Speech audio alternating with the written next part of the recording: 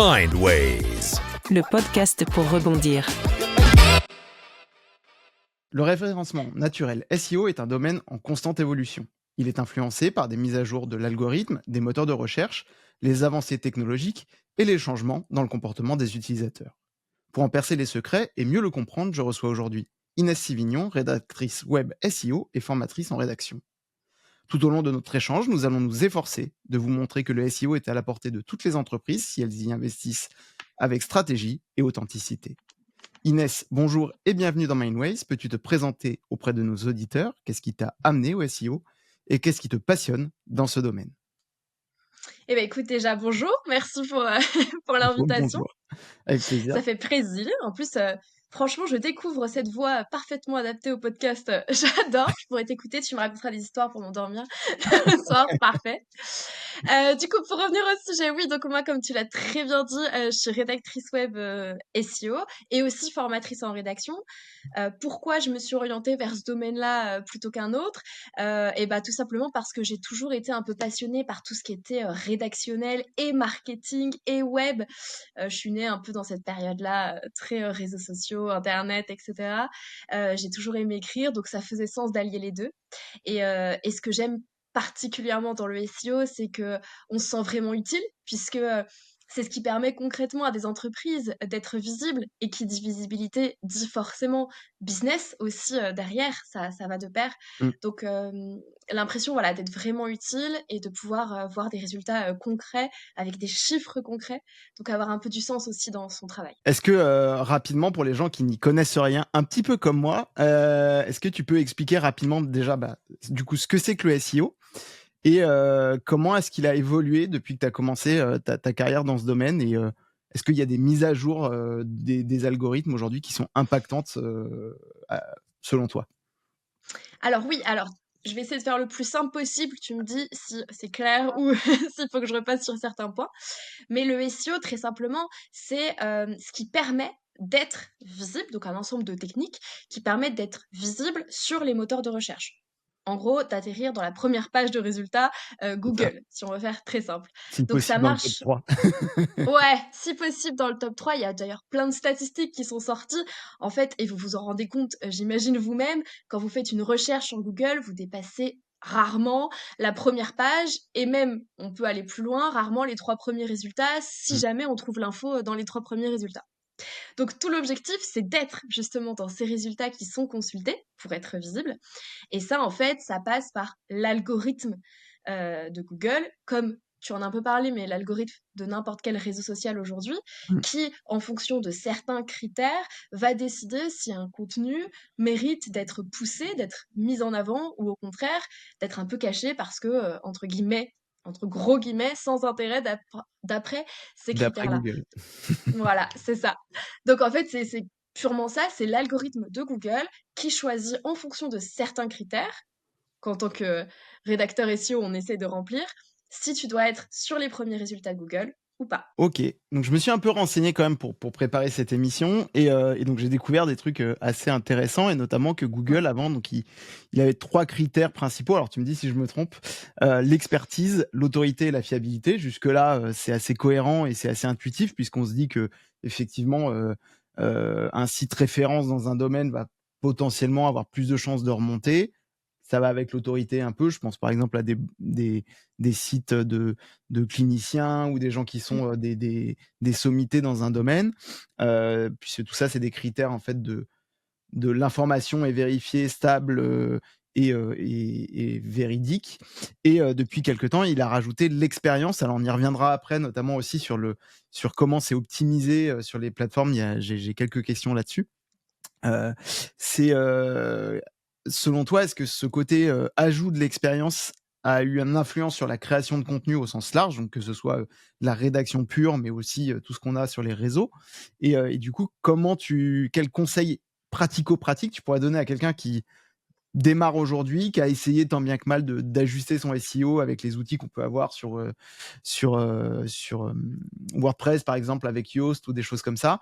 Comment aujourd'hui tu peux, jouer un petit peu avec l'algorithme pour lui apporter ce côté expérience. En plus, ça tombe bien parce que je viens de me rendre compte que j'ai oublié de répondre à une partie de ta question précédemment. Tu me parlais de l'évolution du SEO depuis que moi je me suis lancée, Mmh. et en fait, l'expérience, c'est clairement une des plus grandes évolutions, on va dire, du SEO. Faut savoir que moi je me suis lancée en 2019, donc ça fait que 5 ans que je suis dans le milieu. Donc les évolutions, elles sont surtout, des mises à jour algorithmiques, mais qui restent très minimes. C'est-à-dire que, le travail qu'on a pu faire en 2019, même si l'algorithme évolue, comme je le disais encore une fois, mais l'algorithme Instagram évolue, l'algorithme LinkedIn évolue, ça bousille pas tout le travail qu'on a pu faire avant. Par contre, c'est vrai qu'on voit des tendances, sortir, au niveau algorithmique, et l'expérience, utilisateur en fait clairement partie. Heu, Tout simplement, avant, c'était beaucoup des techniques, on va dire, techniques, tout ce qui est technique, Ouais, donc ça va être des mots-clés, des balises, tout ça. Maintenant, ça joue encore évidemment, mais on va mettre l'expérience et l'utilisateur en fait, donc l'expérience utilisateur au ouais, centre. Donc ça va être, est-ce que, par exemple, c'est, intéressant pour lui? Est-ce que, il y a de la valeur ajoutée? Est-ce que les contenus sont réellement de qualité sur le fond déjà? Ensuite sur la forme, est-ce que, c'est bien écrit? Est-ce que c'est agréable à lire? Est-ce que, c'est aéré? Très simplement, est-ce qu'il y a du gras par exemple qui permet d'avoir, de sortir du côté un peu pâté et qui permet de ouais. mettre des mots en avant. Et puis, il y a aussi tout l'aspect accessibilité. On sait aujourd'hui que beaucoup d'utilisateurs consomment du contenu sur leur téléphone portable, par exemple. Donc, est-ce que le site web est adapté à une À cette navigation sur consommation, ouais. mobile? Ouais, c'est ça. Donc Ouais. en fait, l'expérience, c'est une des plus grosses évolutions. On l'a vu, en fait, ça a commencé en 2011, donc bien avant que moi, je sois dans le game. Mais effectivement, c'est là où on a commencé à voir, pardon, que même les sites, qui étaient full mots-clés, full, tout ce que tu peux mettre de manière technique, mais qui n'apportaient aucune valeur ajoutée parce qu'en fait, c'était une suite de mots-clés, mais sans intérêt, et Ouais, en plus c'était dur à presque lire. hacker le système, Ouais, c'est ça, c'était, des enfin vraiment, ça faisait des phrases: «L'huile essentielle, est essentielle pour, parce que l'huile essentielle, apporte plein de choses, l'huile», enfin tu sais, en ouais. fait, tu apprends rien, c'est juste l'huile essentielle qui est répétée 100 000 fois, enfin bref. Donc là, ça a commencé à être vraiment pénalisé, et après, il y a eu plein de petites mises à jour qui sont allées dans ce sens-là, donc la suroptimisation des liens, par exemple, justement ce que je disais, l'adaptabilité, mobile, voilà. Tout ça, c'est pour l'expérience utilisateur. Aujourd'hui, l'utilisateur, il est vraiment au centre, au centre, au centre. Ouais. Et du coup, ce côté, alors je c'est du jargon, mais on va essayer de le débunker un peu. Ce qu'ils appellent les Core Web Vitals, qui est en fait justement cette mesure de la performance, de la Mmh. réactivité des pages. Alors, j'essaie de vulgariser le truc. En gros, ça va être quoi? C'est la vitesse à laquelle la page va s'afficher sur ton téléphone ou sur ton ordinateur. Et du coup, ça aujourd'hui, par rapport à un mot-clé, c'est plus important, moins important? Est-ce que tu peux le mesurer de manière simple? Voilà, je lance mon site internet, comment je peux savoir aujourd'hui si je suis bien ou si je suis pas bien? Alors, en fait, il y a 3, on va dire, grands éléments, en SEO. Il va avoir ton site, alors c'est encore un terme un peu technique, back office, c'est-à-dire, comment il est construit en lui-même, hors, Ouais. contenu, rédactionnel, hors contenu rédigé. C'est la construction du Ah, site. le Donc code. là, effectivement, ouais, c'est ça. On va avoir, donc tout ce qui est vitesse de chargement, expérience graphique, voilà, bon, grosso modo, je vais pas tout lister, mais voilà, c'est pour vous donner une idée.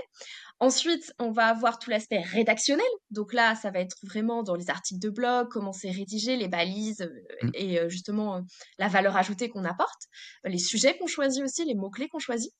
Et puis, il va avoir, dernier point, c'est ce qu'on appelle les backlinks, grosso modo des liens, quand on fait des liens internes et quand on fait donc qui renvoient vers d'autres pages de notre site, ou des liens externes qui renvoient vers d'autres sites internet qui, pour le coup, ont aussi de l'autorité quand on revient à EAT, donc expérience, autorité et fiabilité. Ouais. Donc voilà, c'est ces 3 piliers-là, et j'aurais tendance à dire qu'ils ont, la même «force» entre guillemets, dans le sens où il faut quand même travailler les 3. Mais si on passe sur une priorité, ça serait justement, alors aussi avec mon accent anglais, mais les Core Web Vitals.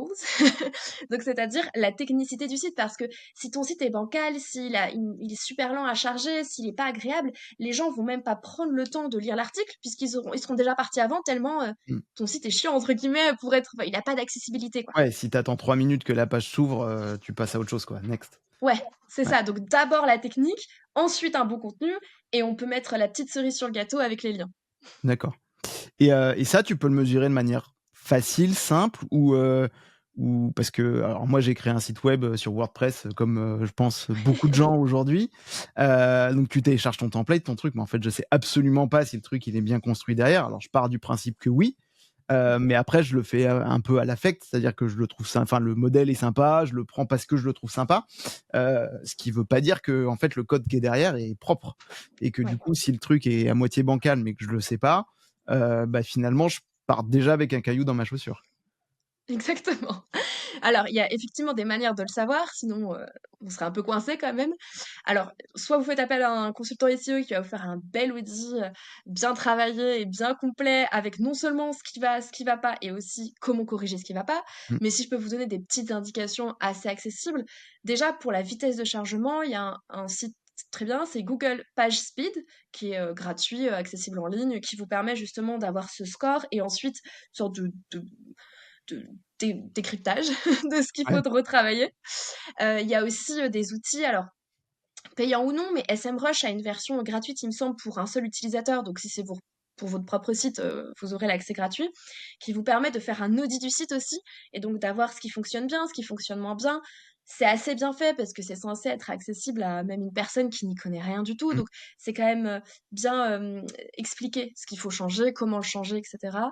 Voilà. Après, ça serait très long parce qu'il y a quand même plein de choses à Ouais, bien vérifier, mais sûr. je vous ai donné deux outils qui peuvent déjà vous aider à passer en revue les choses les plus importantes. Ouais, moi, je peux donner un petit tips parce que je l'ai testé, le truc de vitesse, Ouais. l'autre jour, et j'ai découvert un truc. Alors, j'ai découvert il y a un moment de manière un peu, par hasard parce que je récupérais des photos sur internet et en fait, j'ai découvert qu'il y a un nouveau format, WebP, un Ouais. truc comme ça, pour les images et je savais pas en fait que ça avait un impact réel. C'est-à-dire que c'est un espèce de format plus léger pour le web Mmh. et typiquement ça a un rôle, a priori majeur aujourd'hui dans le chargement des images et la vitesse de chargement et typiquement si ton site a pas ça, bah, déjà tu es pas blacklisté mais tu as déjà une croix rouge dans ton tableau, quoi.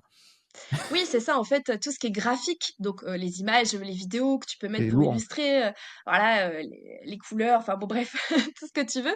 Ça, c'est ce qui est le plus lourd. C'est donc plus c'est lourd, plus ça va mettre du temps à être, chargé. Donc effectivement, bien optimiser ces images, c'est un, des conseils qu'on donne directement quand on veut augmenter, la vitesse de chargement. Alors, cette question-là, alors c'est marrant parce que j'ai vu un post, de ta part il y a aujourd'hui ou hier sur l'intelligence artificielle. Et donc, aujourd'hui avec l'IA générative, on devient tous des écrivains en herbe, alors, plus ou moins et à plus ou moins grande échelle. Moi j'ai tendance à dire que c'est un outil et qu'il faut l'utiliser de manière intelligente parce que oui, ça aide, ça corrige les fautes d'orthographe, ça va reformuler Mmh. des choses et cetera, mais je pense que l'idée initiale, c'est important qu'elle vienne de la personne parce que, bah, sinon il y a plus vraiment d'intérêt et ça devient presque un peu triste. Mais du coup, est-ce que cette IA, elle va modifier les stratégies SEO traditionnelles, qu'on peut avoir parce que, bah, on crée des mots-clés, il y a toute une réflexion finalement derrière, alors qu'on n'a pas forcément quand on se lance parce qu'on se dit: «Tiens, je vais écrire un article sur l'huile essentielle», et après on me dit: «Il faut mettre des mots-clés». Alors, bah, forcément, effectivement le biais, c'est de bombarder de mots-clés partout et du coup le truc devient, presque illisible. Donc du coup, est-ce que cette intelligence artificielle, elle va modifier un peu ça? Et est-ce que tu penses que du coup le SEO va être impacté dans le futur avec les évolutions qui vont être liées à l'IA? Alors, je suis exactement du même avis que toi, en fait. Je pense que l'IA est un très bon outil, donc pas du tout quelque chose, sur lequel mettre une croix totale et ne pas utiliser du tout. En revanche, il y a des limites. Donc pourquoi c'est un très bon outil? Parce qu'effectivement, quand c'est pas notre domaine d'activité, quand on n'est pas rédacteur web SEO, quand on n'est pas consultant SEO et qu'on connaît rien et qu'on n'a pas forcément du budget aussi, parce que c'est un coût de faire appel à quelqu'un, Complètement. on peut se tourner vers l'IA en aide, en appui. Ça va nous permettre de déjà mieux connaître notre audience. Comme je l'ai dit, c'est primordial en SEO. Tout part de sa cible parce que c'est elle qui va nous permettre de savoir sur quel sujet traiter, quelles sont leurs habitudes de recherche, quels sont les contenus qu'ils ont envie de lire, comment leur parler, etc. Donc ça va nous permettre déjà de mieux connaître notre cible. On demande tout simplement à ChatGPT, c'est quand même l'outil IA par excellence, mais Mmh. on va lui demander bah voilà, moi j'ai un petit business de, je sais pas, de bougies qui sentent bon, je m'adresse principalement à des femmes, est-ce que tu pourrais me décrire un peu plus la cible? Et là, on va avoir un pavé Ouais, il te crée ton hyper détaillé. persona, from scratch, quoi. Oui, C'est Mmh. ça, donc ça peut être hyper utile. Pareil pour la recherche de mots-clés. On peut se dire, bah voilà, est-ce que tu aurais des idées de sujets pour cette cible? Il va te donner des idées de sujets. Tu peux me proposer des mots-clés qui sont pertinents, avec un bon volume de recherche, et bref. Et tout ça, mais je crois qu'on en parle après, tu as des questions là-dessus.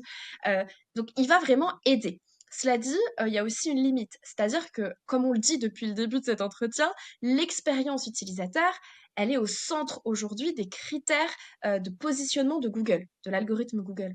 Et ça passe, comme j'ai dit, par du contenu de qualité, qui est crédible, donc qui est vérifiable, sourcé, qui est juste, Mmh. et qui est aussi bien écrit. C'est-à-dire, voilà, c'est agréable à lire, c'est dynamique, c'est pas du robotique. Ouais. Et c'est pour ça qu'on dit que Google bride un peu les contenus full IA. Alors, c'est pas vérifié dans le sens où il va savoir si c'est l'IA ou pas, mais en revanche, il va voir que le contenu est pas forcément bien écrit, un peu robotique, pas forcément vrai, parce que Mmh. parfois ChatGPT se trompe aussi. Donc ça va jouer. Donc il faut utiliser l'IA, oui, en aide pour la stratégie, en aide pour, comme tu dis, relecture sur un contenu qu'on a pu rédiger, en premier jet pour se lancer un peu Ouais. dans l'article. Mais il faut vraiment qu'il y ait une touche humaine derrière. Il faut que vous relisiez, que vous adaptiez le style et que vous vérifiez aussi toutes les informations que vous allez communiquer. Mmh. Au-delà de votre positionnement sur Google, c'est aussi votre crédibilité en tant que professionnel Ouais. qui est en jeu. Vous pouvez pas Ouais, raconter mais n'importe quoi non plus. et aujourd'hui, alors c'était pas trop le cas au début, je crois, mais maintenant, ChatGPT a quand même pas mal évolué. C'est-à-dire que si on lui demande de Mmh. sourcer, il donne les liens. Donc on peut vraiment Oui. vérifier le truc, s'assurer qu'il est pas allé chercher une information bidon. Donc les liens sont vérifiables. On peut aller voir les articles en question. Alors, Mmh. ça demande du temps, mais créer un blog, il y a encore, quelque temps, ça prenait du temps et donc Oui. ça prend toujours du temps quand on le fait bien. Créer du contenu, c'est quelque chose qui prend du temps et effectivement, tout le jeu après, c'est de l'optimiser. Alors tu le redisais tout à l'heure, Mmh. tu vas mettre des trucs en gras, des choses comme ça. En fait, quand je t'écoute, j'ai un peu l'impression que c'est comme si je rendais un peu ma copie à ma disserte ou mon rapport de fin de stage à quelqu'un. C'est-à-dire que tu veux qu'il retienne l'essentiel et donc tu vas normalement, si tu fais bien ton boulot, naturellement faire ressortir les éléments un peu importants. Alors soit en gras, soit en surlignant, soit en soulignant, enfin peu importe. Mais en tout cas, tu vas essayer de lui faire voir ce que tu as envie qu'il voit et en fait, c'est la même chose, sauf que là, tu veux le faire pour les gens, mais tu le fais aussi pour Google, quoi. C'est ça. En fait, si tu veux rendre un peu le SEO ludique, parce que c'est vrai qu'on le voit un peu comme une bête noire, quelque chose d'hyper compliqué, chiant entre guillemets, à faire. Mais en fait, si on veut rendre ça de manière un peu ludique, c'est comme si tu rendais une copie et tu avais des critères de notation, en fait, tout Mmh. simplement auprès d'un professeur. Et parmi les critères de notation, c'est comprendre quel est ton sujet. Et pour ça, en fait, eh ben, tu vas lui mettre un mot-clé et tu vas lui mettre plein de mots qui sont en lien avec ce mot-clé-là pour que des synonymes, grosso modo, pour que ça fasse sens et qu'ils se disent ah bah oui, effectivement, il parle pas bien de ça. Moi, j'aime bien donner un exemple. C'est si bon, c'est un mot-clé très généraliste, mais c'est pour donner l'exemple. Mousse. Mousse, ça peut être aussi bien le petit mec qui travaille sur un bateau Mmh. ou une mousse au chocolat. Alors, comment faire la différence entre les deux? Eh ben, ça va être tout le champ lexical que tu vas venir ajouter autour qui va permettre de comprendre ça. Si tu mets bateau, on s'oriente déjà plus vers quelque chose d'autre. Mer, voile, que sais-je. Si tu mets chocolat, recette, eh ben, on s'oriente tout de suite Ouais, vers autre ça chose. change le truc et ça, du coup, dans ton Oui. mot-clé, toi, le mot-clé, c'est vraiment mousse? C'est-à-dire que dans le mot-clé que tu donnes dans ton site, c'est juste celui-là et le contexte, il vient avec ta métadescription, avec l'article lui-même? Ou est-ce que tu lui rajoutes des mots-clés à côté du mot-clé? Alors, en général, on choisit un mot-clé principal. Alors, d'ailleurs, c'est jamais, enfin, si on veut faire un beau SEO, c'est rarement un seul mot. Ça va pas être mousse, ça Ouais, va c'est être plus une quelque chose. phrase ou Voilà. ouais. Bah, c'est pas vraiment une phrase, c'est plutôt plusieurs mots-clés. En général, c'est 5, enfin plusieurs mots-clés qui se suivent. Par exemple, recette mousse au chocolat. Ouais. Voilà. Quelque chose d'un peu plus précis. Pourquoi? Parce que c'est ce qu'on appelle l'intention de recherche. En fait, le mot-clé principal, c'est tout simplement ce que ton lecteur potentiel, ou du moins celui que tu cherches à attirer, va taper sur Google quand il fait sa recherche. Ouais. On met rarement mousse, juste mousse, quand Oui. on recherche une recette de mousse au chocolat. En général, justement, on va marquer recette mousse au chocolat. Ouais. Donc, c'est l'intention que va mettre et ce que va taper ton lecteur sur Google. Donc, Ouais. voilà. Il Et faut se mettre dans ensuite, la ça, tête du c'est lecteur, en fait, déjà. ouais, c'est Ouais. ça. Et il faut vraiment que ce soit clair. Parce que, comme je te dis, par exemple, mousse au chocolat, si on met juste mousse au chocolat, bah, il y en a qui vont peut-être chercher, je sais pas, une recette originale, d'autres des recettes au chocolat blanc, d'autres, une recette plus, grand-mère. Enfin Mmh. voilà, il y a plein de choses. Donc plus on spécifie, plus on est sûr de correspondre à l'intention, qu'a mis de recherche le initiale. lecteur. C'est ça, exactement. Et après, donc ça c'est le mot-clé principal qu'on peut indiquer sur notre article. Et ensuite, il va avoir le champ sémantique, et ça c'est des mots-clés secondaires, que là on va juste parsemer un peu dans le texte, mais ça sera de manière fluide et au cours du texte, ça sera pas Ouais. dans un encart C'est l'addition des spécial. 2 qui fait qu'à la fin, il arrive à faire sa tambouille, quoi. C'est ça, exactement. Et donc du coup, pour revenir sur l'IA, est-ce que si, aujourd'hui je tape un article from scratch, comme un grand, depuis le début, et qu'à la fin je balance tout ça dans le ChatGPT, je lui dis: «Vas-y, fais-moi le SEO», est-ce que c'est une bonne pratique? Est-ce que c'est, à proscrire? Sachant que j'enlève pas l'option de revenir dessus derrière parce que Oui. sinon, en général, il va modifier et lui, il va robotiser un peu une première intention qui était plutôt, justement humaine avec un langage humain. Du coup, est-ce que c'est une bonne pratique, pas une bonne pratique, à proscrire?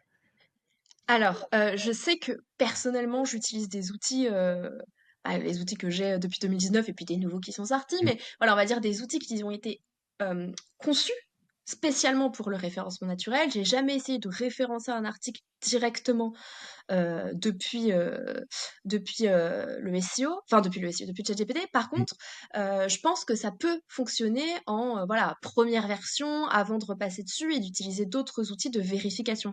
Parce qu'il y a aussi beaucoup d'outils de SEO qui, vont te donner des scores. Par exemple, justement, le score sur ton champ sémantique, le score sur, tes balises. Donc grosso modo très bien, c'est comme les Mmh. notes qu'on avait, à l'école, très bien, bien, pas assez, à revoir. Donc, ça peut être bien de commencer par ChatGPT, en lui mettant vraiment un prompt, par contre, je pense détaillé quand même Ah ouais, moi je avec te les dis, bonnes carrément, indications. je lui colle l'article Ouais, complet, quoi. Je lui dis: «Voilà, voilà, c'est ça. ça c'est mon jus de cerveau, vas-y fais-moi un truc où ça remonte en première C'est page». ça. Voilà, ajoute-moi des mots-clés stratégiques pour remonter sur cette longue traîne, enfin cette requête principale. Voilà, là je pense qu'il peut t'ajouter des mots-clés. Dis-lui bien de te les mettre en gras pour que tu puisses les voir et Ouais, justement que ça te fasse des phrases, enfin tu puisses relire pour vérifier que la phrase ait du sens et soit pas hyper mal formulée au niveau syntaxe. Je pense que ça peut t'aider. Après, il y a ton regard, comme tu dis. Celle-là, ok, je la valide. Celle-là, non. Ça veut rien ouais. dire. Ça part complètement en sens. Et ensuite, vérifier avec les outils, on va dire, plus officiels. Sachant que quand on parle de l'IA, on pense beaucoup à ChatGPT, mais il Il y y a en a plein plein, d'outils plein d'autres, SEO ouais. qui utilisent aussi l'IA, hein. C'est Bah, clairement. typiquement, je pense qu'un Yoast aujourd'hui, c'est plus ou moins ça, Oui, hein. c'est ça. Donc Et en c'est fait, c'est pas de l'IA générative, mais ça reste de l'IA, hein. Le truc, il analyse ton texte, il fait ce que Google fait finalement. c'est ça. Et puis il y a un outil qui est assez connu. Certains l'aiment, d'autres ne l'aiment pas. Mais en SEO, c'est one.fr, donc 1.fr. Qui permet justement pour le coup de vérifier le champ sémantique. Et maintenant, depuis qu'il y a eu toute l'effervescence ChatGPT et tout, a même une fonctionnalité où il te dit générer ton texte IA. Donc à partir de ton mot-clé, lui-même va te créer un texte IA. D'accord.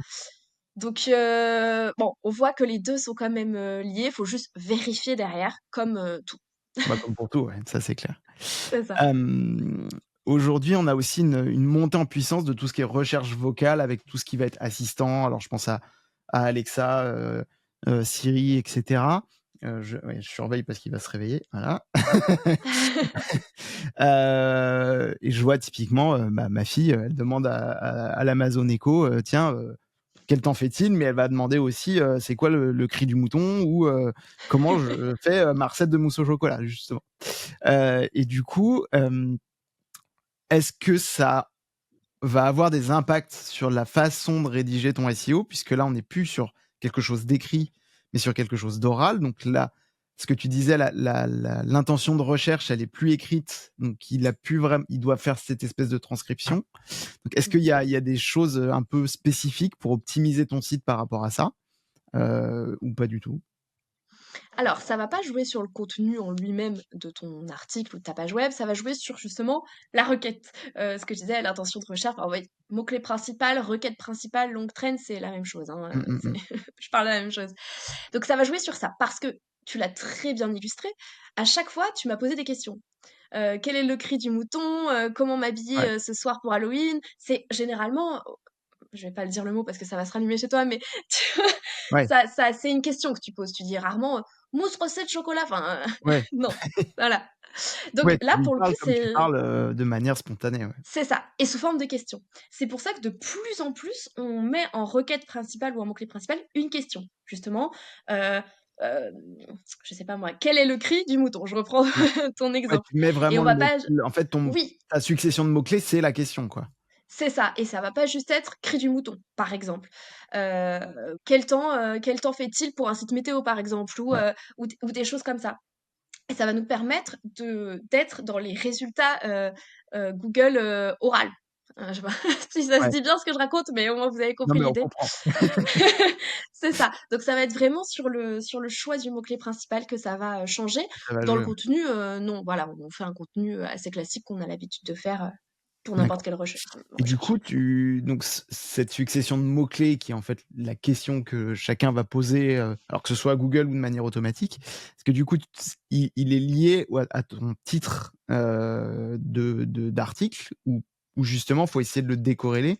Parce que la tendance un peu de tout le monde, c'est de dire bah, je fais mon titre d'article et du coup, mon mot-clé, je mets le titre de l'article. Comme ça, je me dis bah, il va remonter. Alors qu'en fait, si je t'écoute, finalement, pas vraiment. Enfin, ça peut être décorrélé.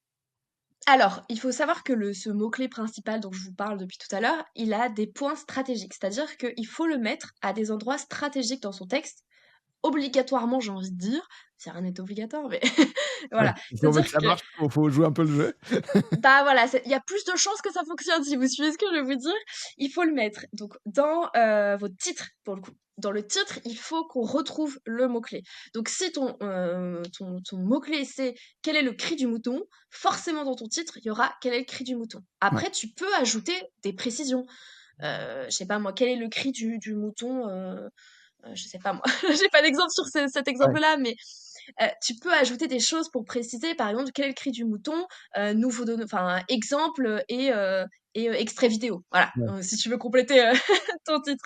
Mais il faut qu'on ait ton mot-clé dedans. Et ça vaut aussi si ton mot-clé c'est recette mousse au chocolat. ouais, Tu vas, après, t'es pas obligé de mettre, effectivement, comme je te dis, que ça. Tu vas, par exemple, pour recette mousse au chocolat, tu vas mettre découvrez une recette de mousse au chocolat de grand-mère. Enfin, tu vois, tu peux compléter. Mais il ouais. faut qu'il y ait Et ça. Il ça a faut pas qu'il y besoin ait d'être au aussi. début, parce que enfin moi c'est quand je suis un peu, ce que Yoast me dit, pour avoir mes deux petites taches vertes, c'est, en gros, bah, il faut que ce soit absolument dans le tout début, voire que ton premier paragraphe commence par le mot-clé. Donc en fait, c'est un peu le casse-tête parce que tu dis: «Ouais, mais si je commence par le mot-clé, ça veut rien dire, enfin c'est bizarre». Du coup, est-ce que ça a réellement une importance ou c'est parce que le truc fonctionne comme ça et qu'il te propose ça? Mais alors, je présume que Ah, s'ils te le mettent, c'est que ça a un peu d'importance, mais est-ce que c'est absolument primordial, le truc qui est primordial, c'est qu'il apparaisse. Ouais. Ça, c'est quand même un indispensable. Donc, comme je disais, dans le titre, ce qu'on appelle le chapeau, c'est en gros les premières lignes avant qu'on entre clairement dans le plan. Mmh. Là, il faut aussi que ça apparaisse là-dedans. Et puis, de manière régulière, sans en faire trop, au sein de ton contenu. Et aussi dans des intertitres. Donc, vous voyez quand même ce que je veux dire. Il y a le Ouais. grand titre et puis il y a un Les plan. les Il faut que ça sous-titres. apparaisse. Ouais. Voilà, des sous-titres. Il faut que ça apparaisse au moins une fois. Et si possible, deux fois. Après, ça dépend de la longueur de l'article ou non dans les intertitres. Donc, titre, intertitre et introduction, puis un peu de manière régulière. Et ensuite, on a ce qu'on appelle les métabalises. Donc ça, c'est ce qui va pas apparaître dans ton cœur d'article quand tu le lis sur ton blog, mais par contre, c'est ce qui va apparaître sur les résultats de recherche Google quand tu vas rechercher l'article sur Google. C'est le titre qui apparaît avec le petit l'URL Ouais. et le petit Et la texte, petite vous phrase, savez, sur Google. Ouais, mmh, c'est ça, c'est la métadescription. Donc ça, c'est encore autre chose. Là encore, il faut que ton mot-clé il apparaisse dans le title, dans l'URL et dans la métadescription. C'est là où en général on te demande de mettre le mot-clé au début. C'est ça ouais, sur Woast où il te dit de le mettre au début, c'est sur le title qui peut être différent de ton titre principal. sur Ouais. ton titre principal. Bon, évidemment, ça sera jamais totalement différent puisque ça reste le même sujet, mais ça peut être différent. Et ce que je recommande effectivement là, si tu veux vraiment tout respecter à la lettre et tout bien faire, c'est de le mettre au début et de mettre deux points. Par exemple, tu vois, tu vas mettre recette mousse au chocolat, deux points, nos astuces de grand-mère. Mmh. Tu vas mettre cri du mouton, deux points, extrait vidéo. Enfin, tu vois, pour essayer de le mettre devant, la technique du deux points Ouais, fonctionne ça bien. marche bien, ouais. Mais après, comme j'ai dit, c'est pas ça qui va vraiment tout changer. Si ton site de manière générale est bien référencé, c'est pas parce que sur un article tu vas pas mettre le mot-clé devant que tout va être chamboulé. Ouais, c'est un après sur une page, ça peut avoir son importance, sur l'ensemble du site, je pense un peu moins, Oui, dès lors que tu fais un peu attention au quotidien à tout, ce que tu fais, quoi. oui, c'est ça. Et puis C'est vraiment un tout, quoi. tant qu'il est dedans, Voilà, des fois, parfois, on veut mettre une question et du coup, il va apparaître 3 mots après, parce qu'au début, Ouais, on a quel est, et après le mot-clé. ouais, Franchement, c'est ça pas la n'aura fin du pas monde. d'impact, hein. Et du coup, on en parlait un petit peu tout à l'heure, le côté expérience téléphone maintenant prime de plus en plus. On est tous branchés sur nos smartphones et moi je connais même des gens qui ont même pas d'ordinateur du tout, c'est-à-dire qu'ils font tout Ouais. depuis leur téléphone ou leur iPad. Et je mets les 2 à peu près dans le même panier parce que c'est à peu près la même expérience. Alors désolé pour les utilisateurs d'Android, un peu Apple addict. Du coup, est-ce qu'il y a des erreurs que toi tu vois ou qu'il faut pas faire justement par rapport à ce côté mobile? Et comment après parce que du coup tu sur les outils de speed test, tu as la vitesse de ton site web sur ordinateur et sur mobile. Du coup, comment tu arrives à trouver l'équilibre entre les 2 pour pénaliser ni l'un ni l'autre? Et est-ce qu'il y en a un qui est plus pénalisé que l'autre finalement? Justement, quand on va sur Google Page Speed, on peut avoir les 2 qui sont décorrélés. La Mmh, vitesse sur mobile, la vitesse sur ordinateur. Il faut savoir que la vitesse mobile est généralement plus basse. C'est quelque chose qui est commun, qu'on voit très fréquemment. C'est pas, si vous y allez, ne vous inquiétez pas en se disant mon Dieu, c'est catastrophique, c'est généralement plus bas. L'erreur que je vois la plus souvent, en fait, c'est justement de pas prendre en considération du tout les utilisateurs mobiles, de même pas savoir que, il y a une différence. Parce que qu'est-ce qu'on fait quand on n'est pas web développeur, quand on sait pas justement qu'il mmh. y a une différence? C'est qu'on va aller sur notre petit WordPress. Je reprends l'exemple parce que moi aussi mon site est sur WordPress, hein, c'est le plus commun. On va créer notre site web sur un ordinateur. Ça va être notre outil de travail. Mmh. Personne ne fait ça sur un téléphone. Enfin, on n'est pas maso, c'est tout petit, on n'y voit rien, c'est compliqué à cliquer. Ça peut être Non, un peu painful, ouais. c'est ça. En général, on ouvre notre ordi, c'est bien grand, c'est bien large, on voit bien, c'est pratique à faire. Et du coup, on va vérifier que c'est beau, que c'est visible, que c'est accessible sur ordinateur. Mmh. Et on va pas du tout aller vérifier si c'est aussi le cas sur notre téléphone. Or, sur notre téléphone, c'est beaucoup plus petit. Donc, parfois, sans le savoir, eh ben, il y a des boutons qui sont plus accessibles parce que le texte est à moitié écrit dessus, parce qu'on le voit plus.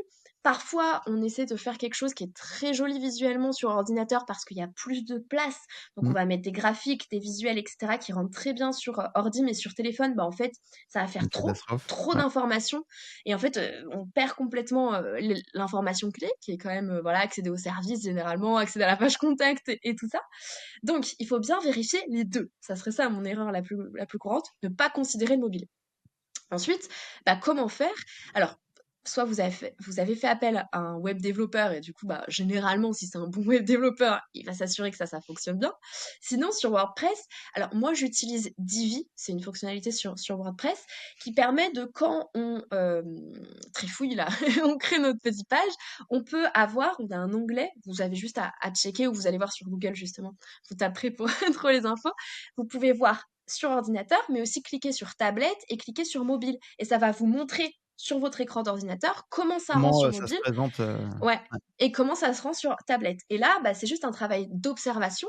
C'est à vous de scroller, de vérifier que tout est bien lisible, tout n'est pas trop compacté, que ça fait pas too much, qu'on peut bien cliquer partout, que tout est bien accessible. Et si jamais vous voyez que c'est un peu trop, etc., n'hésitez pas à enlever des choses parce que vous pouvez, il y a la fonctionnalité où vous pouvez enlever des images que sur téléphone portable et les d'accord, laisser sur ordinateur. C'est tout à fait possible de faire ça, d'enlever des infos sur mobile et de les laisser par contre sur ordinateur. d'accord. Ah bah, Donc tu vois, faites-le. je savais pas. Bah voilà. D'accord et ouais, parce que du coup, effectivement, là, ça arrive souvent, l'expérience mobile peut être désastreuse et Mm. là, tu as vite perdu parce que faut que les gens y retournent sur un ordinateur. Potentiellement, si c'est ton business qui en dépend, bah, tu as de grandes chances que la personne, elle clique pas sur acheter ou sur, demander le devis ou parce qu'en fait, elle se dit, en fait, c'est la présentation de ta copie, quoi. Si tu rends un torchon, Mhm. c'est pareil, c'est les gens, ils ont pas envie de te noter, quoi. Donc ça Oui, part pas bien. puis comme tu le dis, il y en a de plus en plus qui scrollent, qui achètent, qui visitent des sites depuis leur téléphone. Donc il faut vraiment les considérer parce que sinon on passe à côté d'acheteurs ou de prestataires, enfin de clients potentiels. On en parlait du coup là, tout ce qui est le balisage et la structure de ton article ou de ta page. Heu, il y a un impact, sur le taux de clic derrière ou pas du tout?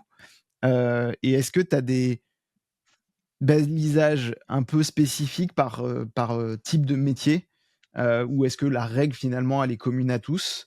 et c'est juste de bien jouer avec ta règle qui va te permettre d'y arriver? Alors, si tu parles des métabalises, ce que j'appelle les métabalises, Ouais. effectivement, en fait, ces métabalises sont là pour inciter au clic, hein. C'est clairement leur rôle premier, en plus du SEO un petit peu, mais encore plus, c'est cliquer.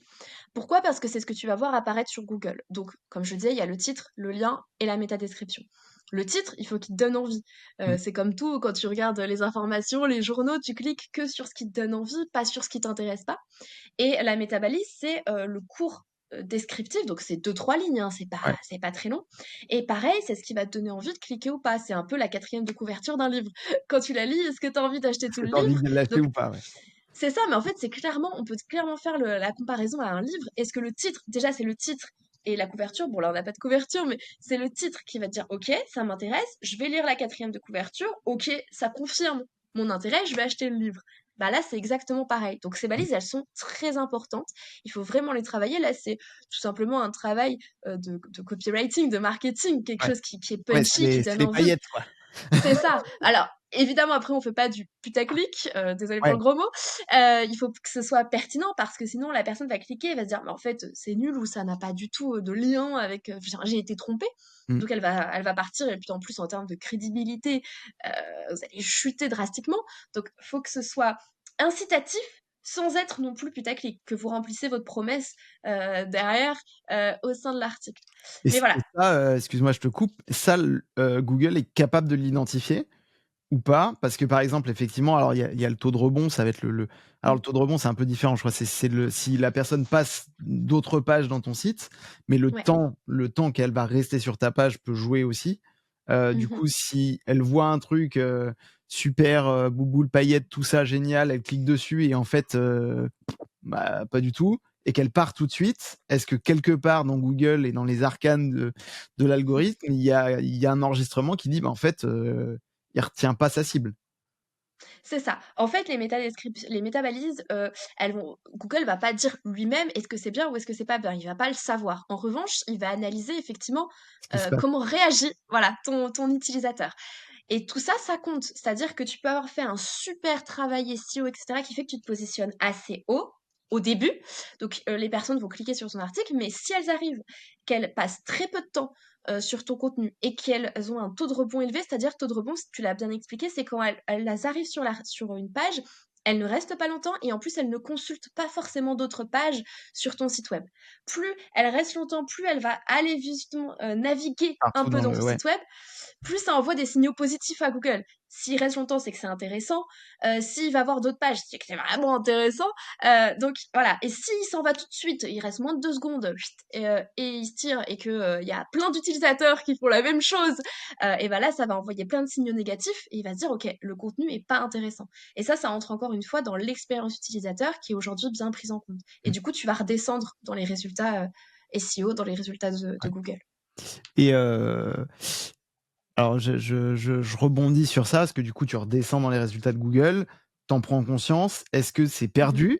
En gros, tu es blacklisté, Google t'a mis une étiquette, charlatan sur la tête et du coup, pour remonter, c'est compliqué? Ou est-ce que, si tu prends conscience, alors je pense qu'il y a un délai aussi de de de carence, c'est-à-dire que si tu laisses le truc pourrir vraiment très longtemps, bah, tu t'enfonces de plus en plus. Est-ce que tu peux revenir un petit peu, en odeur de sainteté en corrigeant tout ça, ou est-ce que en gros c'est mort et il faut repartir de zéro? Alors oui, oui, rien n'est, définitif et fataliste. C'est-à-dire que Google, fait un check, on va dire, Ouais. de ton contenu de manière assez régulière et d'autant plus si tu le mets à jour. C'est-à-dire un site web qui est jamais mis à jour, ça veut dire le contenu n'est jamais changé, il y a jamais d'articles de blog qui sortent, donc il est un peu mort. Il va pas, faire un check, régulier dessus, il va considérer que ton site n'est plus actif et du coup, il n'a plus d'intérêt forcément Mmh. à aller checker.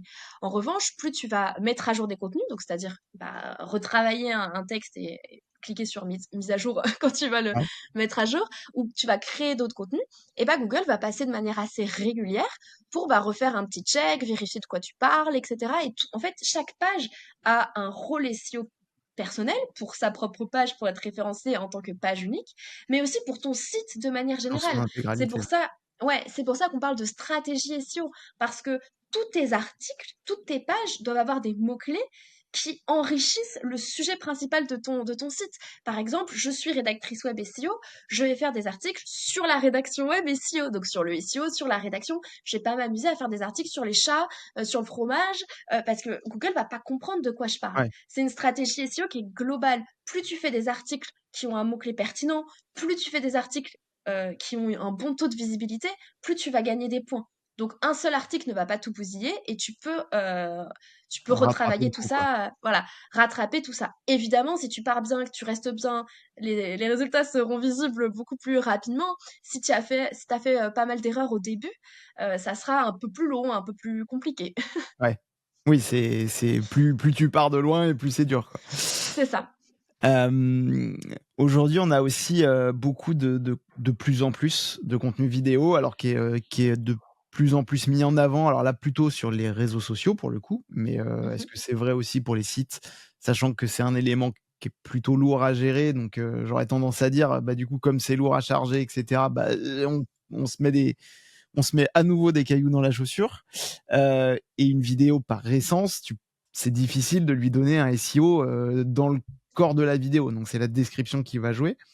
Euh, Là, comment t'intègres toi du contenu vidéo dans cette stratégie SEO globale? Parce qu'aujourd'hui, si tu mets pas de vidéo sur ton site web, quel que soit le domaine d'activité, tu as envie de voir si c'est un produit, tu as envie de voir comment le produit fonctionne. Si c'est un coaching, tu as envie de voir éventuellement des témoignages de gens qui ont suivi ce coach-là, ou un outil, bah, comment il fonctionne. Comment tu peux mettre ça dans cette stratégie globale sans nuire du coup à ton site qui est un peu ralenti parce que tu as un élément lourd dedans? Alors, pendant très, très longtemps, contrairement à ce que tu penses, les vidéos étaient recommandées sur, des articles de blog, des pages web. Ça boostait même, le SEO. Pourquoi? Parce que, en termes d'expérience utilisateur, effectivement, encore une fois, on y revient, mais c'est incroyable. La vidéo apporte Mmh, beaucoup plus d'émotion, de connexion qu'un simple texte écrit puisqu'on voit, la personne, enfin, on connecte mieux, tous les avantages du son, de l'image. bien sûr. Donc c'était quelque chose qui était quand même très recommandé. En plus de ça, il faut savoir quelque chose, c'est que YouTube est géré par Google et que le SEO dont on parle sur les articles de blog est exactement le même sur des vidéos YouTube. Alors ça va plus se passer par contre sur le titre, sur la description, parce que Mmh. sur YouTube, on a toujours une description.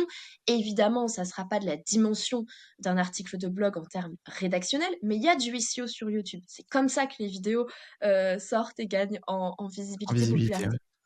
Donc quand on mettait, donc pas une vidéo native, c'est-à-dire une vidéo que tu as tournée sur ton ordinateur et que tu uploads qui va être effectivement très lourde, même si il existe des outils de compression aujourd'hui. Alors attention à compresser de manière mesurée, c'est-à-dire qu'il faut quand même que la qualité reste au Ouais, rendez-vous, que ce au soit pas tout rendez-vous, ouais. pixelisé une fois que tu l'as mis, parce que là, Ouais. en expérience utilisateur, pas dingue. Ah Donc dingue, ouais. tu compresses pour le poids sans impacter non plus à fond la qualité.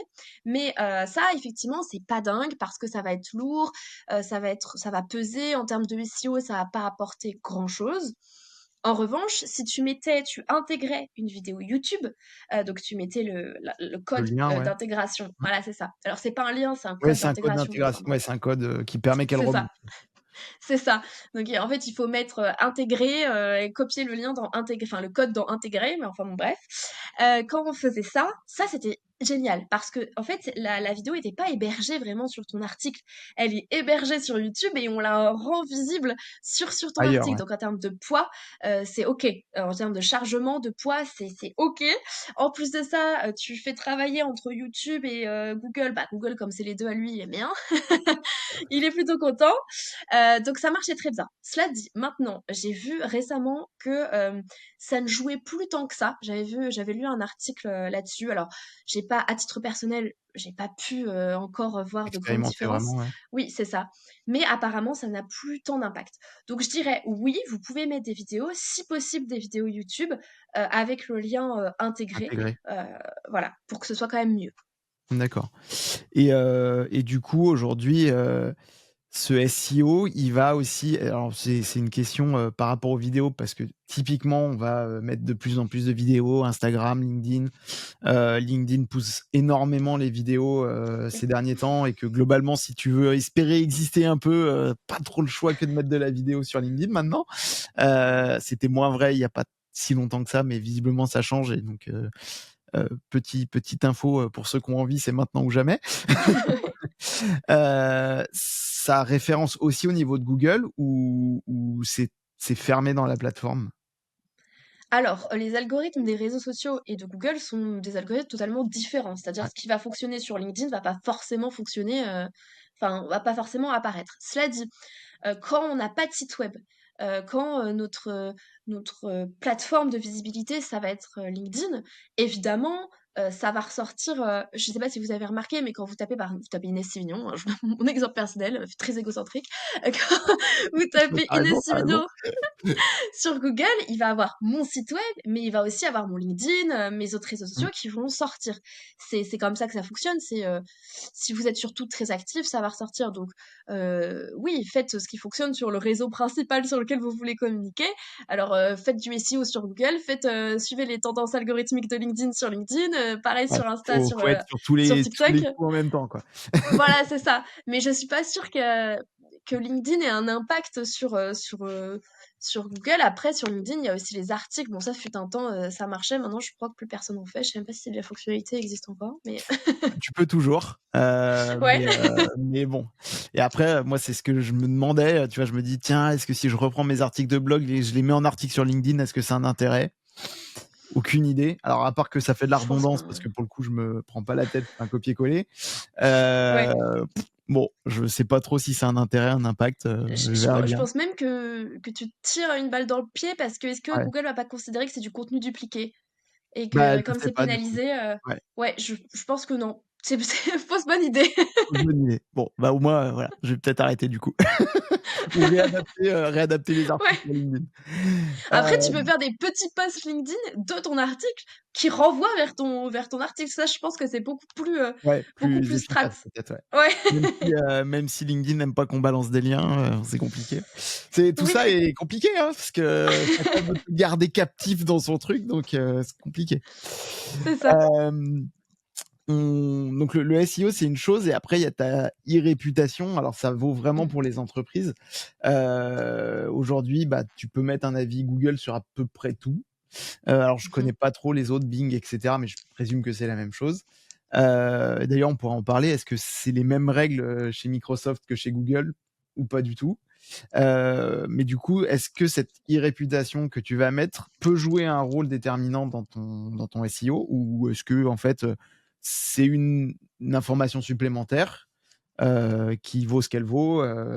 Du coup, est-ce que les avis clients, faut les encourager ou pas du tout? Alors oui, l'e-réputation a un poids plus ou moins fort sur Google.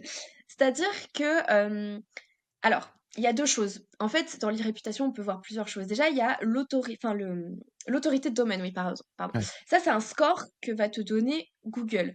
C'est-à-dire s'il considère que, bah, tu as de l'autorité dans ton domaine ou pas. Donc ça, il va le mesurer comment? Bah, évidemment, au nombre de visiteurs, tous les petits, critères qu'on a vus, mais aussi tout ce qui est backlinks dont je parlais au tout début. C'est-à-dire, est-ce que beaucoup d'autres sites renvoie vers ton site en tant que source de référence, puisque en général, quand on cite une information, on met Mmh. le petit lien. Donc, est-ce que beaucoup de gens le font pour ton site? C'est-à-dire que du coup, tu es considéré un petit peu comme une référence dans ton domaine. Voilà, donc bon, il y a plein d'autres critères, mais on va dire que grosso modo, Google te met une note. Et ça va être en lien avec tous les liens qui vont renvoyer vers ton site. Donc, est-ce que c'est des liens de qualité? Est-ce que c'est plutôt positif pour lequel on renvoie vers ton site ou justement pas dingue? Ou pas. Voilà. C'est ça. Et il y a aussi, les notes, les avis clients, dont tu as, très bien parlé. Ça, en Mmh. général, on va le voir avec Google My Business. C'est ce qui s'appelle Google My Ouais. Business. C'est, quand tu vas taper le nom d'une entreprise, donc j'ai pas d'entreprise. Bref, Oui. Ma Petite Chèvrerie, qui est spécialisée dans le fromage de chèvre. Quand on va taper Ma Petite Chèvrerie, on va avoir le site web, qui va apparaître dans les Mmh. résultats, donc côté gauche plutôt, et à droite, on va avoir souvent une petite fiche. Ça, cette petite fiche, c'est à toi de la créer, du moins c'est un Google My Business que tu dois créer. Je le recommande fortement pour toutes les entreprises physiques. Ouais. Où vous avez, voilà, on peut aller dans vos locaux. Si vous êtes freelance chez vous, évidemment, vous n'allez pas mettre une petite fiche sur votre appartement, Ouais, non. non. On évite. Après, cela dit, si on est une entreprise digitale, on peut le faire aussi. Même si vous n'avez pas de locaux, on va dire, officiels dans lesquels on peut vous rendre visite. Mais bon, bref, on va dire, vous êtes une Ouais. entreprise avec des salariés, des bureaux physiques, vous le faites, vous êtes solopreneur tout seul chez vous, c'est peut-être pas obligatoire. Et ensuite, ce Google My Business va jouer. Il va jouer parce que déjà, sur cette fiche-là, vous allez pouvoir mettre des mots-clés, encore une fois. Donc, si vous êtes une fromagerie, je reprends l'exemple de fromagerie, vous allez mettre fromage, chèvre, je sais pas, vache, lait, Ouais, voilà. bio, tout ce que Voilà, ouais. tout ce qui va bien. Ça va être dans le titre, ça va être dans la description. Et ensuite, il y aura les avis clients. Et ça va jouer aussi. Plus vous aurez de bons avis, et beaucoup d'avis en fait, sur tout ça, plus vous allez vous allez remonter, vous allez être visible. Donc, c'est très important de créer déjà Google My Business, de un, et de 2, de récolter des avis dessus. Ça va vraiment vous aider. C'est un peu En comme SEO la local. vidéo, un peu comme les vidéos YouTube, quoi. Plus ça commande, plus il y a Oui, d'engagement et plus, en gros, ça donne de la crédibilité au sujet, quoi. c'est ça. OK. Et du coup, ouais, j'avais cette question-là tout à l'heure, le fonctionnement du SEO, il est similaire chez les autres que chez Google? Parce qu'on prend Google parce que c'est le plus gros et le plus connu, mais et YouTube, qui est le 2e ou peut-être même le 1er maintenant. Si je prends Bing, ou Copernic ou ces trucs-là, c'est le même fonctionnement ou c'est d'autres algorithmes qui fonctionnent derrière?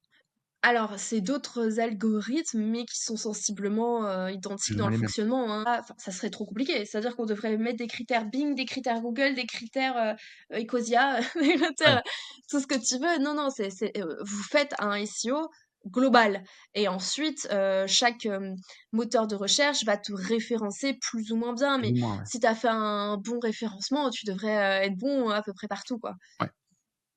Mais bon, c'est bien de le savoir. Ouais. Un petit sujet, vie privée et suivi des données, notamment avec la RGPD qui nous enquiquine parfois, mais qui a aussi ses vertus. Alors je les cherche un peu toujours, mais en tout cas, elle est censée en avoir. Est-ce que ça a un impact aussi? Est-ce que ton Google et les autres sont capables d'identifier que tu es entre guillemets «RGPD compliant» ou pas du tout? Alors, je vais te répondre honnêtement, j'en sais rien. Ça Je pas sais grave. pas du tout s'il y a ce critère-là, chez Google. Je pense qu'on peut le vérifier facilement, si on s'y intéresse. Je sais qu'en tant que rédactrice, moi, je touche pas trop à ça et que quand je fais mes outils, je vérifie pas ça. Mmh. Mais en tout cas, tu peux avoir des soucis, avec le RGPD, justement, qui peut te dire, «Bah, là, c'est pas très conforme, aux nouvelles règles sur la protection des données». Donc dans tous les cas, mieux vaut le faire parce qu'on peut se faire, peut-être Ouais, pas un point de tout vue à fait. SEO, mais d'un point de vue, loi, peut-être pas trop, dans les règles. Ouais, donc vaut mieux jouer dans les règles de partout, mais voilà, Ouais. je me posais la question si ça pouvait éventuellement avoir un impact ou pas. Bah, après, ça Heu, peut avoir un impact, pas forcément dans le positionnement, mais dans le suivi, puisque, par exemple, Google Analytics va, te donner des données, sur, à peu près l'âge moyen, des visiteurs, à peu près leur lieu géographique, mmh, des données comme ça et en fait, ça, tu peux la voir, il me semble, que si tu coches, «J'accepte les cookies» ou des choses comme ouais, ça ou, pareil pour les publicités, donc il y a le référencement SEO, donc qui est, entre guillemets «gratuit», sauf si tu fais appel à quelqu'un et il y a ce qu'on appelle le SIA. Là, tu vas payer pour être bien positionné sur Google. Et là, effectivement, bah, tu peux mieux te positionner si tu as les cookies et du coup, tu peux, relancer des personnes qui sont déjà venues visiter ton site et cetera et cetera. Donc ça joue, oui et non, en SEO sur le positionnement, je suis pas sûre. En tout cas pour le suivi, statistique, oui peut-être que ça ouais, joue. OK. Tu parlais tout à l'heure très bien, c'était le donc la recherche sémantique et l'intention de l'utilisateur. Comment, voilà, j'ai rédigé mon article, comment alors, soit je me mets dans la peau de mon lecteur et j'essaie de trouver un truc intéressant ou, est-ce que tu as des tips pour, essayer de craquer un peu le code et de trouver cette intention de recherche pour optimiser ton contenu en fonction? Alors en fait, l'intention de recherche, elle découle de ton sujet d'article que tu as voulu Mmh. traiter en fait. Donc tout part de trouver les bons sujets d'article. C'est un peu la chose. Donc pour ça, bah, il faut effectivement bien travailler sur ta cible, ton persona, Ouais, savoir, ce qui l'intéresse dans la vie, ce qu'il a tendance à chercher sur Google. Heu ça, il y a donc ton travail personnel de réflexion personnelle. Il y a aussi, tu peux demander à ChatGPT, comme on le disait. Il y a aussi des outils. Il y a Answer the Public qui est assez connu dans ce domaine-là, qui est un outil qui te permet de comment on appelle ça, de te résumer toutes les questions, toutes les principales recherches en fait D'accord. sur ce sujet-là. Par exemple, je vais mettre rédaction web et il va mettre toutes les questions un peu en lien avec la rédaction web que les utilisateurs posent à Google. Pareil, tu vas sur Google très simplement, tu tapes rédaction web et en général, il te propose des options de Oui, tout requêtes, seul. tu sais. Ouais. Oui, tout seul, naturellement, avant que tu cliques sur entrée. Là, ça peut être aussi autant d'idées d'articles que tu peux traiter. Donc voilà, une fois que tu as ton sujet, ce qui est vraiment le plus important, là ensuite tu définis ton mot-clé en fonction de l'intention qui est derrière, mais tout part de, tout Ouais, part de part du contenu, de ouais. trouver les bons sujets. Ouais. Hem, les futurs défis du SEO, c'est quelque chose qui évolue, je pense, tous les jours, qui change, alors plus ou moins vite. Est-ce que, Ouais. tu vois des défis qui arrivent pour les prochaines années et comment, on peut s'adapter en tant que professionnel? Parce que, alors quand on démarre, on essaie de faire ça tout bien, d'être bien carré et cetera. Puis au fur et à mesure, on met à jour et on suit l'évolution naturelle, mais les anciens articles et cetera, ils sont pas forcément optimisés. Du coup, comment tu peux anticiper tout ça et est-ce qu'on voit déjà des choses changer, dans l'avenir, plus ou moins proche? Alors, on voit, comme, je l'ai dit au tout début, que, à mesure des années, c'est surtout l'expérience utilisateur qui a été placée au centre et depuis, on va dire les débuts, de ce changement vers 2011, on reste sur cette lignée-là. Donc je pense que tout ce qui arrivera à l'avenir sera, encore une fois, centré sur cette expérience utilisateur. À partir du moment où nos premiers articles ont déjà été rédigés en ce sens, ça veut dire qu'ils devraient continuer à perdurer, à l'avenir. Après, il y a aussi le défi de l'IA, donc on a un peu Mmh. abordé comment naviguer avec des contenus qui seront de plus en plus générés par l'IA, comment Google va s'adapter, quelles seront les mises à jour sur ces sujets-là. Je pense qu'il faut rester bien en veille sur ça. Et comment s'adapter à ces défis? Tout simplement en restant en veille. Alors, le meilleur moyen, c'est pas de lire des articles d'actualité ou de tout simplement regarder ce que dit Google, hein. Il y a Google Newsroom. Quelles sont les nouveautés Google? Donc voilà, rester un petit peu en veille sur ça. Continuer à se former aussi, évidemment, aux nouvelles techniques. Il y a sans cesse de nouveaux outils aussi qui sortent. Donc, et pas hésiter à être, un peu curieux, d'aller tester. Ça veut pas dire que tous les outils sont bons, ça veut pas dire qu'on doit avoir un peu, comment on appelle ça? Le phénomène de l'objet brillant là où Ouais, on va avoir, on change, dès toutes qu'il y a les un nouveau dernières truc, choses. on y va? C'est ça, on abandonne tout et on fonce sur ça. Non, mais c'est plus dans un voilà, une stratégie de curiosité, de vérifier, voir si nous, ça nous convient, ce que ça peut apporter et voilà et vérifier avec, ses propres, soit ses propres clients si on est dans le SEO, soit ses propres contenus si, voilà, vérifier. Il y a des Google Analytics qui te permettent d'avoir des statistiques sur tes contenus, quels sont les contenus qui fonctionnent le mieux, Mmh. quels sont ceux qui fonctionnent le moins, et avoir un regard un peu stratégique sur ça. Pourquoi ce contenu a bien fonctionné et pourquoi ce contenu a moins bien fonctionné. Tout seul, on arrive déjà à avoir des À pistes, comprendre, ouais, pour rester voilà, toujours performant, toujours d'actualité, avec une concurrence qui est quand même forte, puisque maintenant tout le monde essaye un petit peu de se positionner dans les premiers résultats de Google, sauf qu'il y en a que 10 par mot-clé de premiers résultats, donc ouais, il faut faire, ça fait un bon tri quand même. ouais, ouais, faut être compétitif. C'est ça. Hem, du coup, bon, on a donné plein de conseils et d'infos pour les gens qui essayent de faire ça tout seuls. Évidemment, il y a des pros dont tu fais partie qui vont accompagner les gens pour optimiser tout ça.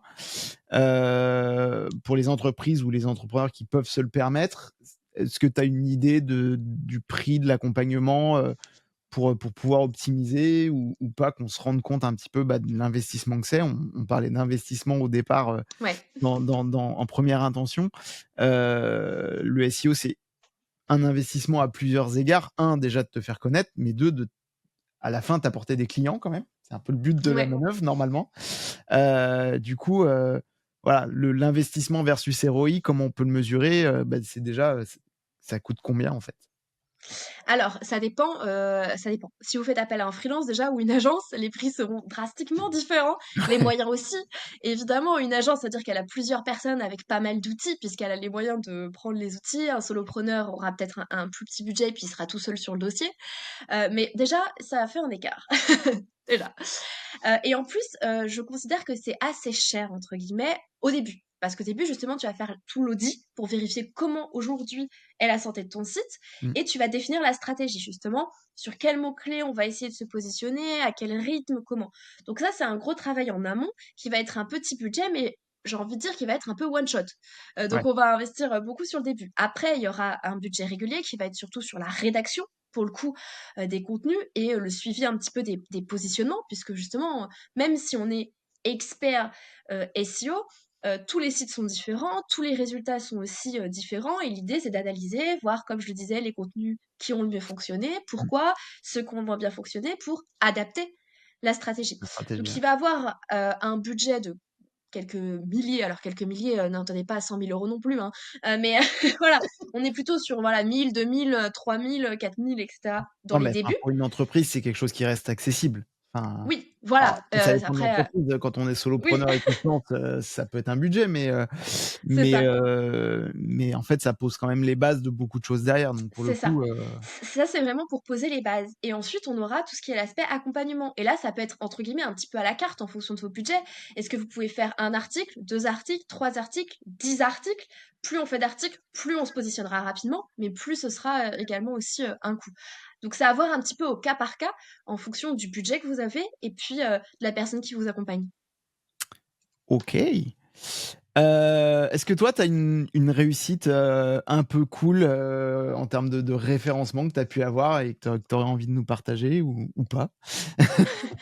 Alors non, c'était tous des catastrophes. À la fin de l'interview qui finit très mal. Le truc bam! En fait, je n'arrive à positionner personne. C'est un enfer. Non, non, non, bah, alors après, il y a des réussites, ça dépend ce qu'on appelle réussite.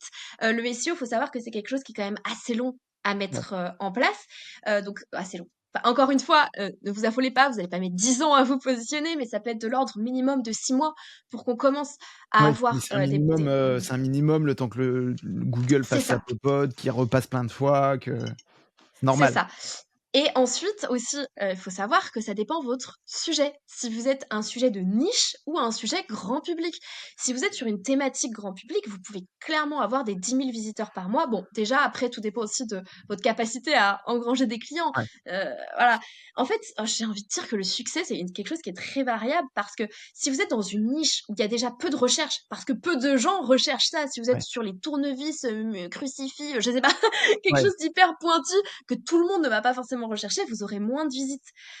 Donc voilà, et si vous êtes sur le sujet de LinkedIn, alors là, vous allez cartonner en termes de Mmh. visites, par exemple, parce que beaucoup plus de gens vont être amenés à rechercher ça. Ce sera, cela dit, beaucoup plus compliqué de se positionner parce que vous aurez beaucoup plus de concurrents. Ouais, tu as des effets de bord parce que le gars qui est dans sa C'est niche ça. de tournevis cruciforme, ultra Ah bah là, high-tech vous vous machin, positionnez si tu fais la bonne très vite. recherche, tu arrives tout de suite. C'est ça. Donc en fait, vous allez poser niche très vite, mais moins de volume de recherche. Mais en même temps, ce qu'on veut, est-ce que c'est beaucoup de volume ou beaucoup de clients? Si on convertit directement, c'est quelques visiteurs, c'est génial. Pareil, est-ce que vous êtes dans quelque chose de grand public, donc beaucoup plus compliqué à se positionner, mais si vous arrivez à bien vous positionner, explosion des visites. Donc j'ai envie de dire que mon expérience et mes résultats personnels, c'est atteindre les objectifs de mon client. Dans tous les Oui. cas, on arrive à augmenter en visibilité, à mieux se positionner et à atteindre les objectifs, que ce soit de la visibilité supplémentaire, de la conversion supplémentaire. Voilà, j'ai pas eu d'exemple où ça n'a pas fonctionné. Ouais. Bah, tant mieux, Si hein, ça peut vous rassurer. tant mieux. Non, non, mais c'est hyper intéressant et puis quand je t'écoute aussi, c'est un truc qui s'auto-alimente aussi. C'est-à-dire Oui. qu'une fois que la pompe elle est amorcée finalement, bah, ça continue parce que, tu as décroché tes premiers clients ou un peu plus de clients. Du coup, tu as potentiellement un peu plus d'avis, donc plus d'avis, plus de Mmh. remontées, donc plus de remontées, plus de clients. Enfin, c'est un cercle vertueux finalement, en fait. Oui, et c'est quelque chose, je disais, qui est long. dans le sens où il faut minimum 6 mois pour se positionner. Comme on l'a dit aussi plus tôt dans l'interview, ça dépend de ce qu'on a fait avant. Est-ce qu'on part d'un site neuf à zéro et du coup on pourra se positionner plus facilement? Est-ce qu'on a déjà fait quelques petites boulettes avant et du coup il va falloir un peu rattraper ça? Est-ce qu'on a déjà une petite visibilité et on veut juste un peu la booster et du coup là c'est Byzance, je veux dire Ouais. c'est royal. Et surtout c'est quelque chose qui est long terme dans le sens régularité. On peut booster le SEO, on aura des résultats, mais si on arrête du jour au lendemain, si on n'alimente plus le blog, je dis pas qu'on va disparaître, c'est faux. Moi, mon blog, il est à l'abandon, comme exemple, le cordonnier le plus mal chaussé, c'est vrai. Mon site est à l'abandon, mais comme j'avais bien travaillé le SEO au début, il a encore des bons positionnements. Ouais. Cela dit, je sais qu'il va falloir que je le reprenne. Parce que si on le laisse trop longtemps à l'abandon, par contre, tous les efforts mis en place vont finir par disparaître, c'est quasiment certain. Ouais. Ouais, tu as quand même un entretien à faire un minimum. Il faut mettre ta petite dose régulière pour que le truc s'alimente. Et ce que tu disais C'est aussi, ça. que Google s'aperçoive que ton site n'est pas mort et que du coup, il y a un Mm. intérêt à continuer de le pousser aussi, quoi. C'est ça. Inès, on arrive au bout de cette interview. Où est-ce qu'on peut te retrouver s'il y a des gens qui nous écoutent qui ont envie de faire appel à tes services et ou tout simplement d'échanger ou de te poser des questions. Où est-ce que ça se passe? Alors, principalement, enfin j'ai envie de dire principalement, mon site web est très accessible. C'est là où j'expose tous les services que je propose, mes expériences, etc. Donc c'est inessivignon.fr, pas très Tout compliqué. simplement. Avec deux S, je crois. Attendez, que je vous dise pas. Oui, c'est ça. Inès et S de Sivignon. Vous mettez bien les deux S. .fr. Bon, de toute façon, si vous tapez Inès Sivignon sur Google, comme je l'ai dit, normalement tout devrait Ça doit ressortir. remonter. C'est ça. Et puis sur LinkedIn aussi, où je suis très active, qui est quand même mon réseau social phare. Pareil, Inès Sivignon, on me trouve normalement facilement. Merci beaucoup. De toute façon, je remettrai tous ces petits liens en description de l'épisode et j'espère que cet épisode vous aura aidé pour alimenter votre site internet et l'optimiser surtout avec le SEO et que vous pourrez faire de grands progrès. Tenez-nous au courant. Merci Avec plaisir. Inès, à bientôt. Merci infiniment de m'avoir rejoint pour cet épisode de Mindways.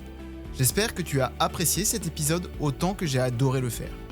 Explorer de nouvelles perspectives et idées est ce qui fait battre le cœur de ce podcast. Si tu as aimé cet épisode, n'oublie pas de t'abonner à Mindways ou à la newsletter pour ne pas manquer mes futurs sujets. Tu peux le faire sur ta plateforme de podcast préférée et si tu souhaites rester à jour avec les dernières nouvelles et mises à jour, suis-moi sur les réseaux sociaux. Tu me trouveras sous Escorlware sur Instagram et X pour des discussions et des aperçus exclusifs. Ton soutien est la clé de la poursuite de cette aventure. Tes commentaires, avis et partages sont toujours appréciés. Merci encore d'être à mes côtés, reste curieux, reste connecté. N'hésite pas à m'envoyer des questions ou idées ou suggestions pour de nouveaux épisodes. C'est un voyage que nous faisons ensemble et j'ai hâte de continuer de le partager avec toi. Prends soin de toi, que ton esprit continue de s'épanouir. À bientôt.